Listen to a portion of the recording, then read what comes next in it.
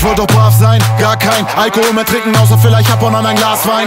Haarklein, hab ich alle Flyer verbrannt. 3 Jahre lang bin ich schon nicht mehr feiern gegangen. Aha, ich hab einen Heiligenschein. Wenn die anderen wieder Party machen, bleib ich daheim. Ja, ja, keine Eskapaden, keine Pep-Abfahrten, keinen Stress mehr haben. Wollte besser schlafen an den Samstagen und ein messerscharfen Verstand haben. Kein Handkuss für die übrigen Chicks, Schatz, guck, ich hab nur Gefühle für dich. Hab den Shampoos in die Spüle gekippt. Keine Tanzclubs, nur Müsli statt Chips. Siehst du mich im Bars beim Leeren von Gläsern, dann darfst du mich teeren und federn. Du siehst mich nicht mehr feiern gehen, Indianer-Ehrenmord.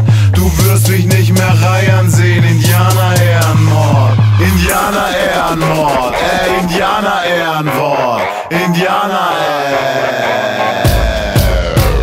Ich wollte mir treu sein, Joints nein. Mann, ich schwör auf alle, sie ballern mir nie wieder das Zeug rein. Ein Päuslein von dem ganzen Partystress. Und ich tu wieder was für den Body Mass Index. Ja, ich werde BWLer oder Architekt und verstoße auch nie wieder gegen Strafgesetz. Krieche nicht mehr rum wie ein Tausendfüßler, lese schlaue Bücher, deshalb glaub ich klüger.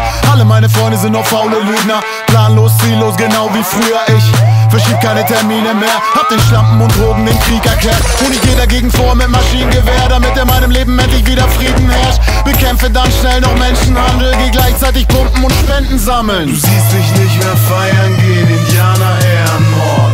Du wirst mich nicht mehr reiern sehen,